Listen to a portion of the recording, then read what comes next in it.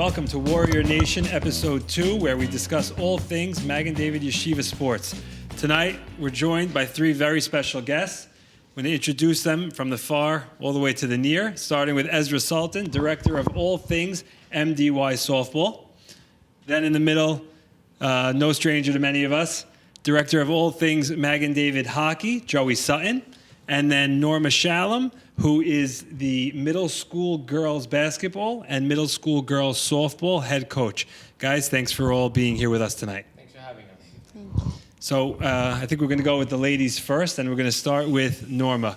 We're going to ask a few general questions to all coaches. We're also going to ask some specific questions and get into some of the sports that these coaches coach and some of the athletes that they are leading. So Norma, you guys are coming off of back-to-back middle school girls softball championships, which is a really amazing feat. Why don't you tell us a little bit about how you did that and what your teams had to push you over the top? So to me, the most important thing in the beginning was making sure the girls understood the game. And I'm sure Ezra knows it's very important. It's in the brain, it's in the brain. You need to know. If there's a fly ball, you can't run. So I think that the fact that my girls really knew the game and learned the game gave them a very big advantage against the other teams that were, didn't have so much of that. So you saw mistakes coming from the other team, that your team was a little bit more disciplined. How'd you do that? How'd you teach them? Forget about the talent. It was really the fact that they knew the game.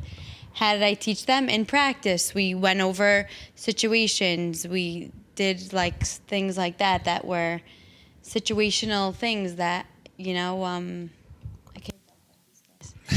And where did you learn it from? She doesn't want to give her secrets away. Okay. Don't pry too much. No, I could, but I'm not a good speaker. They could catch that, right? No. Where did you learn it from? So I really been playing softball from when I'm a little girl, but for the most part, my father taught me.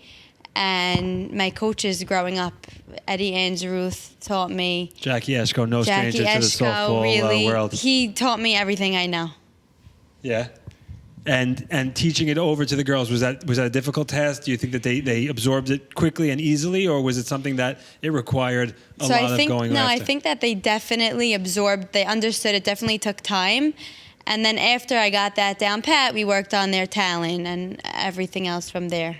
So you had Nathan Batesh on your coaching staff with you? Yes. And what did Nathan help with? Nathan helped with everything. He was the catcher. He was the pitcher. He was the coach. He really did a lot for us. Shout out Naby, also no Thank stranger you, to the softball world, both in Brooklyn and in Deal. Great pitcher. Does his daughter pitch? His daughter does not pitch, but we're trying. We're working on it. Hopefully she will. And your pitcher... I think she would have to. Right? Yeah, I think it would be an automatic. He Not tries. Sure if you could hear. He's trying. She'll get there. We will put up some pictures and videos of the final out. I think the final out was a ground ball back to your pitcher, Rhonda. Yes, Rhonda. We miss her. She's unreal. She started from 6th grade to 7th and 8th, and she was our leader. She led the whole team. And she pitched for you for 2 years? Pitched us 2 years. And who do you have on the mound this year? This year, we're working on it. We'll see. Okay, it's still early. We have time. Between two people. Definitely we'll a spring sport, so you have a little bit of time. All right, let's shift over to basketball. Mm-hmm. So last year in girls middle school basketball, you guys lost in the finals by 1 point. What was that like? So it was definitely like a lesson, The girls really did work hard. I do feel like we won. We did deserve the win. But they get my train of thought. I'll ask you another question, so you can get your train of thought. In terms of teaching the game over, was teaching basketball different than teaching softball? Did you have different techniques in leading? Very different. The strategy is very different. Basketball is definitely more aggressive. But going into the season, did your girls have a good understanding of the rules of basketball? Yes. They knew. They came in. They've been playing bowlers for years. How long are they starting bowlers? Like 4th grade, yeah. Fourth grade. So they're playing. Softball is more of a newer thing to them. Right. So it was more teaching them the Wait, Norm, can I ask a question? Yeah. Go take the mic. You said you lost by 1, but you said you really won. She felt like it was a win. I don't know. We won. Give it We back. felt like we won. You know what So I'm saying? Joey's questioning, how do you feel like you win How do if I you feel lose like by we win? one? Because we had an amazing season, and at the end of the game, the girls were crying. They were sad. They didn't have the trophy, but at the end of the day, my girls were all talking to each other, and we said like we really came a long way. We built a family. We built a friendship. We gained. You know. Yeah, I mean, we definitely accept that answer. It's always tough to lose in the finals, and I'm sure that the you girls lost, had a tough time. we with it. lost, but we won. You saw the bigger picture. You know. Do you have crossover of girls softball and basketball? Yes, a few. That's awesome. A few. That's awesome. Well, like only 4, but yeah. All right, let's hand the mic over to Mr. Hockey. Thank you, Norma. We're going to come back to you after. That's Gordie Howe. He doesn't even know that. That's okay. Neither do the viewers, so it really doesn't matter. Talk to us about Yeshiva League hockey. What is the culture, the direction of Yeshiva League hockey in general, not necessarily MDY? Yeshiva League hockey in general. The Is it other important? schools, Yeah. What's it about? the same way how Mag and David is all basketball, how we eat, sleep, breathe, everything's basketball, and rightfully so. I think that's what it is in our community. From early age, right? Kindergarten kids are in the center on Sundays playing in boulders programs, and then you have guys like Benny and Joe D have their dream camp, which is all basketball and after school and Rossau, and having all these. So basketball is like in everybody's blood. It's a culture. So you can say that culture is built here in the Sephardic community. That same culture is for these other schools is hockey, where us basketball comes first, for them hockey comes first. So it's difficult for us to compete, but that's how I think the culture is overall in terms of hockey in the Yeshiva League. So what is it that you, as the lead of the hockey program, need to obtain the success that some of these other schools can get? And maybe it's time, maybe it's years, maybe it's players. So it's a very tough. I want to build off of yeah. Am I good? Yeah. Okay. I'm going to build off of what Norma said, that although MDY has a culture of winning and winning is important, I think for the hockey program, yes, winning games is important because everybody wants to be successful in life and successful on the court and what they do. But I think the success for this program is not only just going to come from wins and losses, but from building a culture, building a respectable program, building team, building a camaraderie, building a family, and building a place where these kids can learn lifelong lessons. That's sometimes, like Norma said before, I tease when I ask the question, but I think she's 100% right that there's more than winning in winning. Great. I love that. That's definitely something to build on for all programs, basketball included. I mean, there could be tough seasons in the basketball season. There could be tough seasons in the tennis season. Mag and David's around, for a very long time. And Spike was telling me the other day, there's been, I think in 25 years, one team that's won back-to-back. So yes, I in varsity. So it's a challenge also because not in kids, Mag and David, in Yeshiva League. Yeah, not Mag and David, in Yeshiva League. So in 25 plus years, there hasn't been a team. Mag and David almost did it a couple of years ago with Nakin, that group. They almost did it. Yeah, those boys almost did it. They were really close. But it's very hard. Obviously, you have kids that grow out of the program and kids that are coming in and learning a new system and things like that. So it's very hard to build something like that. Every year you're turning over 50% Right. at least, and it's always a challenge. Very to hard keep the thing to do. consistency. But like Norma was saying, if you can build, Mag and David is winning, not even if it's not the results. They're building a culture, a family. You have leaders at the helm over here with Spike and Benny and Harold Schur. That they're building. I wouldn't belittle that. You and Ezra, running. Ezra for sure. Very, very strong. This is my second year involved. So I want to talk about you and what you're building. So you have your high school team that you guys are looking at. In terms of the elementary school team, you have boys on that team that play more hockey than just about any community member that we've seen in the last 20 years. Yeah, that's because one of them is your son. Yeah. I'll step back a second and talk about the high school. I mean, last year we had a group that was, I would say, a little bit on the aggressive side. They came from a different school of hockey thought from Eddie Albaz. They had a lot of talent to a point where they actually made the playoffs and actually had a home playoff game. Last year when I came onto the scene, I wanted to build a culture, and I'm not sure if anybody's been there yet, but if you come down to the third floor and watch our hockey games, right, we have music going, we have music in between whistles, we have it, and it's also in our backyard as opposed to going to Manhattan 100%. Beach. When I remember going to watch you play as a high school student, it's terrible. There's no. We went to Manhattan Beach right, to watch. So that was terrible. Like there's no. With your mother. There's no. Yeah. There's no. But hockey was exciting then. Yeah, it was pretty cool. Right. You made it fun. Right. So I mean, now you could walk into the building. You know, there's always something going on the fifth floor. So if you're coming down, you hear the music going. Come down, pass by on the third floor, and if It's you an saw, instinct. It's very natural. You're Could just come check it out. Oh, what's going on over there? and if you saw. See the smoke and the kids running out of they're running out of the tunnel. Looks like they're in the garden. Yeah, if you saw the intensity, there's a video of it. I think I sent it to you. We'll put it. Of the varsity playoff game last year. The place was jam packed. There was kids standing on chairs. There was cowbells. It was intensity. Spike was even there. Like he was screaming and yelling at refs. It was awesome. We didn't end up being victorious, but it was everything that I want the hockey program to be. So if I ask you, I'm going to come back to the elementary school question, but if I ask you, what are some of the successes that you're having in what most would call a challenging time? What are some of the successes that you're having? Well, the success I think is going to breed from the elementary school. So then segue into the elementary. Yeah, so it's going to be from there. I mean, we had instant success with the varsity because it was built on something already, and a lot of those kids left.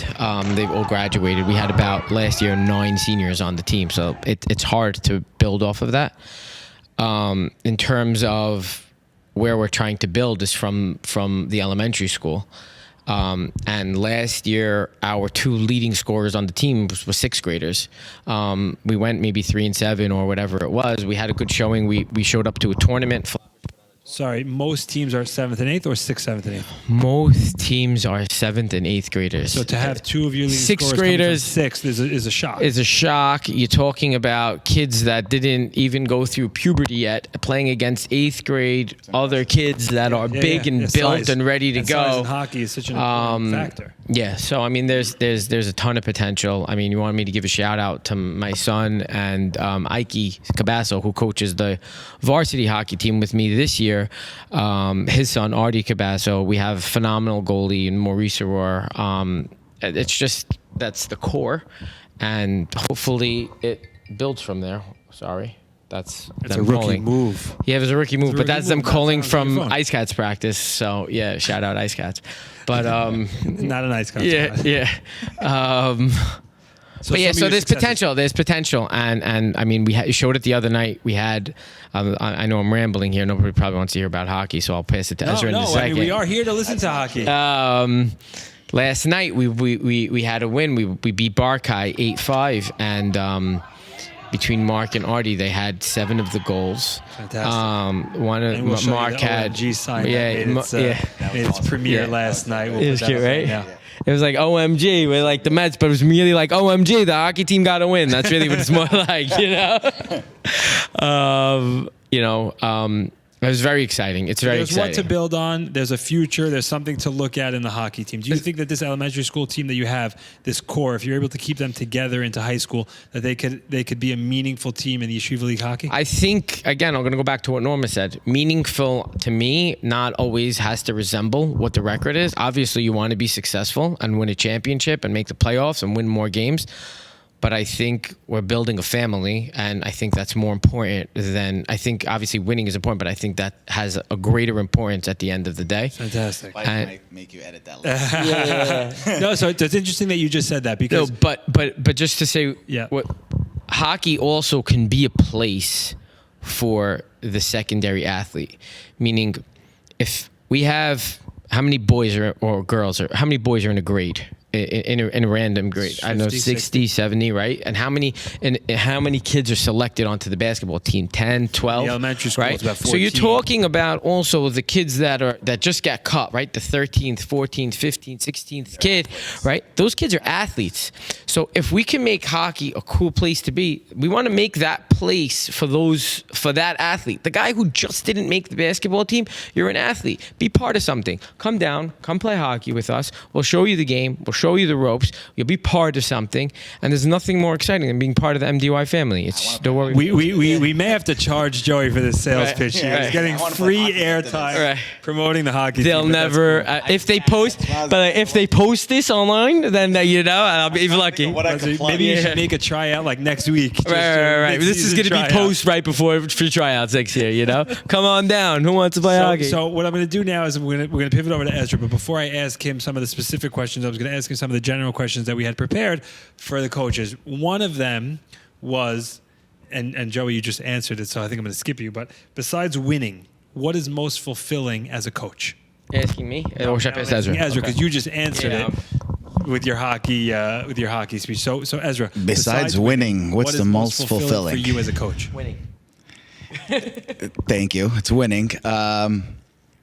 Honestly, it's going through like all these things in practice, like Norma said, and teaching these kids day in and day out, different scenarios, different things that need to be done. Baseball's very technical. When you see them execute these things that you taught them, like, wow, you got through to these kids. And they have so much going on during the day in school and things like that, so many more important things. When you see them execute the things that they taught you, I was like, all right, we did something here. We actually made progress. And to me, that's one of the most, like people use the word nachat, that's it. That was it. Norma, do you have a different answer? I'd love to hear your take on this before we get to Ezra's specific questions. So sorry. You're good. So for me, obviously the two that they said, but also when the girls are happy and like you said, they got through to them and they look at you and like it's like I did it, I got it, or like they in basketball when they do a play and it was just so beautiful and so gorgeous and like they feel accomplished, they feel like they had a lesson learned. It makes me happy because they feel proud of themselves, Sticking with you, I just have two personal notes. One is happy birthday. Thank you. Thank you for joining the podcast tonight on your birthday. you. I know you have people waiting for you, but Thank you. But MDY Sports comes first. And two, one last specific question that we missed earlier is your daughter is 6 years old? First grade, yeah. First grade, 6 years old, Eileen. Yes. You being a multi-sport athlete, do you think that she'll follow your footsteps? And if so, what sport do you think she'll go for first? So she loves sports. She always begs me, "Can I come to your practice? I won't bother you." And I tell her, "One day you're gonna come. One day." I definitely think, as of now, she's a better softball player. She loves swinging the bat. Also, it's different because like she could get a bat her own size and a ball, and it's much easier for her. And the baskets, if she'll come to a regular court, it's so high, and but she'll get there. But I definitely think she's gonna be great in softball. Cool. All right, back to Ezra. So Ezra, Mr. Softball of MDY. We talked about Norma earlier coming off of 2 or back-to-back middle school softball championships. Ezra also, Mag and David boys softball coming off of back-to-back championships, which means, just a stat, the middle school softball league was only created 2 years ago. So out of 4 seasons, 2 boys, 2 girls, middle school softball, Mag and David has a clean sweep, 4 for 4 in championships. You also started 2 years ago? The whole league started 2 years How ago. awesome is that? You're supposed to like in between. Yeah. I thought you were gonna get in there. You can't hear you. Only 2 years. They just started this league. Yes, brand new. So that's a pretty cool stat. 4 for 4 so far in championships. Wow. So sick. So Ezra, I've been watching very closely. I'm sure you for have. personal I reasons. have a couple of little Guindies on the Guindies team. running around my field. So 22-23 season, which was the inaugural season of the league, you guys pretty much steamrolled. Undefeated Yeah. season. close game in the finals against Barkai. A couple of strategic moves got you the championship. Very fun win. I also think that was the only championship Mag and David delivered that season. Is that correct? The only championship we delivered that season. No, no. Aside from Norma's. Yeah, in the boys. Right. Norma delivered the girls. That's correct. So the only 2 championships that season were boys softball, girls softball. Very Correct. cool. This past year, 23-24 season, was a lot more challenging. Why do you think that was? I didn't know a lot of these kids that were in the 5th and 6th grade. We just started trying to build. We spoke about building culture here, in hockey, building a new culture. I'm going to pivot off the question for a second, and we'll get back to it. I think softball was a little bit different as far as building culture. I think softball had the culture before. I'd say about 2004. Let's go back a little bit. And I'm mentioning this guy because he is a mentor, role model to me. And I only met him a couple of years ago. David Zayat was awesome. You didn't play much. He was amazing. 27 guys on the team. Yes. I was 26. So that was, I want to say the culture then was, and I was in Shada Torah. It was, oh my God, we have to play Mag and David. And that was the team. For quite a few years, I remember Maurice Levy hitting the ball off his bat. It was still flying. Right. LBD and Maurice Levy on that team, it was like Judge and Soto. Right. And LBD didn't have to run. Judge and Soto in the regular season. Yeah, the regular season, not in the, I remember every guy. I remember playing against you guys. I remember every guy on that team. It was horrible for us. So they had the culture. My goal here, before we get back to your question, is to bring the culture back, not necessarily build a culture. I mean, we have to rebuild the culture in softball. And the challenge this year was, how do I keep that train moving of, all right, we had a great season. We started off with a bang, and I mean a bang. It was a perfect season. Everything went right, and you said we steamrolled the league. How do we continue that? A lot of new kids came up, and these kids were 6th graders the year before. I don't know if they're making them smaller and smaller every year, but they came in a lot smaller. I had the likes of like Eddie Massery and Josh Ovadia. Those kids are like the Hulk. Right. And then I get like JG. I get JG. We're gonna get to that in a second. I get the likes of JG and other guys who are super talented, but Chef like Joe, he's Benny missing D, something. Benny R. and putting something in the school's I lunch. think Only giving it to the basketball. I don't know what it is. I don't know what it is, Giving it to the but basketball. Right. And the tomato soup. Yeah, something in it. so the idea around this year's team was, we're not going to overpower teams. We're going to have to strategically beat teams. And I think by being more prepared than other teams were, preparation and a lot of times beats talent. And a lot of times it can beat talent. Can I fast forward and just give you a perfect example of that? You can. So I'm completely going over your whole season right now. Yeah. Day of the championship, he had. This is crazy. I think the game was like a 6:00 start. Borderline stupid. But it worked. Ezra had a practice that morning at 11 a.m., which is unheard of to have a practice on the day of the championship game. And the boys were all there. They all showed up. They were there ready to go. And that was one of the reasons why you were able to get victory in the nightcap. Well, I'm going to dig into that a little bit. Why I said stupid was the entire season we had somebody playing shortstop. We had Charles Azar playing shortstop. I get a call, and I'm going to give this guy a shout out because he is the brains of the entire operation. I'm the mouth. He's the brains. Coach Richie Mizrahi calls me the night before. He said, I have something crazy. I don't know if you're going to go with it, but we're going to give it a shot because YDE was the powerhouse for the entire season. Before you continue, give us what YDE did to you twice in the season. Okay. Our first game, YDE smacked us around 10-1. And if I tell you, my son Charles never lost a softball game by more than 2 runs in his life. He was so taken back by that. And they piled it on like the Patriots, the Brady, Moss Patriots. They just piled it on us. And it sucked.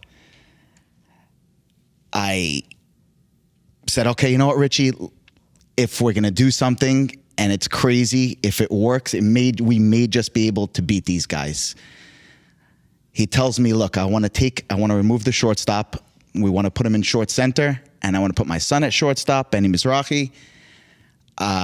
A whole bunch of wholesale changes, 3 or 4 changes on the field. I said, Richie, this is crazy. They've never played these positions, Right. maybe in, I don't know, DSN, but you're throwing them in, and within an hour notice, like we told them at the practice. We made the changes. I went with Richie. I said, if we're going to do something crazy and it works, this may be the answer. Went all in. We went all in. His son played shortstop, I would say probably the best I've ever seen. Yeah, He made a couple of crazy catches, and you'll see it in a highlight video. Over the shoulder was crazy. Charles Azar made a game-saving double play from short center where we moved him to. Yep. Unassisted, picks up the ball, steps on second base, fires to first. It was to Game saving. perfection. Those 2 changes were the changes of the 3 changes we made, worked to perfection. And I believe doing crazy things like that, trusting in your players, showing them that you trust them is a big deal. And again, just trying to rebuild culture, having those type of things, players trust you to make that change and they perform and they see it work. It's like, So talking about the players a little bit, you lost a bunch of 8th graders now, so you really don't you don't have that base and that core. What do you guys think you need to get that 3-peat? I have my core coming back from the perfect season. High school. From now going into high That's school. high school. I'm talking about the middle school team. Okay, so let's go back to middle school. Okay. I think the preparation and the amount of work we put into this 7th grade, was 7th grade last year, now 8th grade, and even a 6th grader. This is crazy.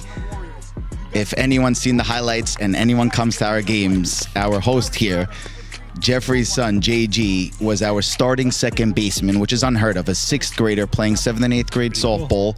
Also made a game-saving diving play. Unheard of. See it in the Calvin vid. And I think having him bridging, we'll call it a bridge season where he's going to bring in all the new players. And they see that he was so successful this year playing with older kids, they're going to look up to him and they're going to want to be. It's just something that, the hype he's going to create for them. So then there is hope for the middle There is school hope for them. I know Coach Richie is going to take it to the next level. Cool. Hopefully he's a lot more vocal like I was, but I know he has the brains. So talk about high school briefly. Tell us what do you got going on there. You have your perfect season team going on to the high school. What are you thinking? I can't be more excited. There's 2 reasons. One, I get that perfect season team back, and I say it with confidence. I think these guys are sick. These guys executed in every single way. To start, I have my son on the mound, Charles. He's not afraid of anybody. Nope. You could put up we had the simulation game during the season against a couple of 12th graders from YDE. They came, joined practice, and he just turned it up a notch. And these kids were swinging and missing and swinging and missing. And this is 8th grade.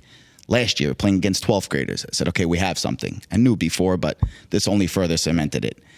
And then you have a core coming back like Eddie Mastery. He just keeps getting bigger, this kid. It's crazy. I don't know what Ike's feeding him, but keep doing it. You have Leon Franco, Josh Ovadi. These kids walk around with their heads held high. They're big guys. Right. They're intimidating. You walk into a game and you see these guys walk in, they're intimidating. I'm so excited to have them back. The other reason is my brother's the YDE coach. I've been waiting all my life to get back at him. I doubt my brother Jason's watching this. He probably won't. Right. They don't let this in YD. I'm going to get him back. Right. They don't let this in YD. I'm going to get him back. And for all the talk, for all the years of, I'm the...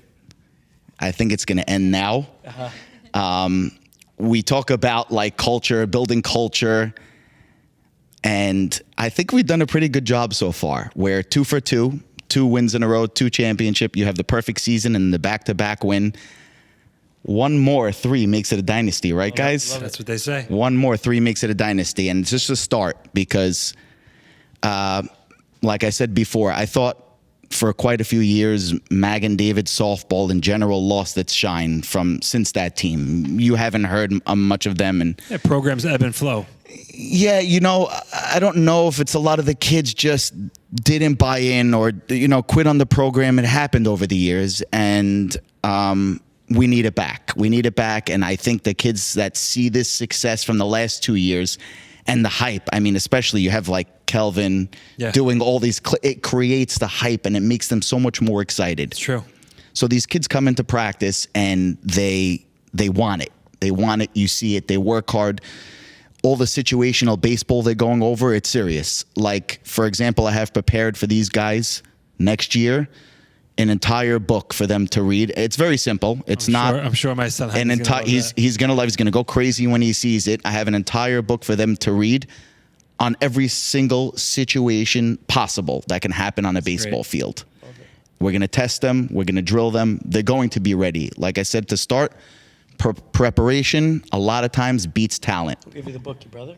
No, I wrote the book. Now I have the talent. If I have the preparation and the talent together, I don't think we can be beat. All right, I love it. I think that we have a lot to look forward to this year between hockey, between softball, and between girls softball and girls basketball. I have one final question to wrap it up for each of you.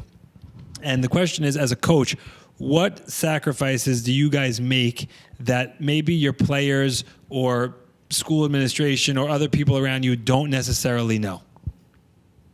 I think they all know, because I think teachers in general give up the same sacrifices that we give up, and everybody in the entire faculty gives something up, right? Absolutely. To make our kids better, right? So from the a top, slight difference though, because if you're talking about faculty and you're talking about teachers and educators, that's their profession. That's what they chose to do. Here, you guys are coaching as almost like a side gig, an extracurricular side gig. So there are a different set of sacrifices. Also, a lot of this happens at night. Right. So you're definitely sacrificing family time for sure, but I think something that we should build on from this entire conversation is that, and I think Ezra and Norma would agree with me, is that if you can build confidence in a child or a kid or an athlete, any sort of confidence that you can give them, you're giving them a tool that's going to set them for the rest of their life.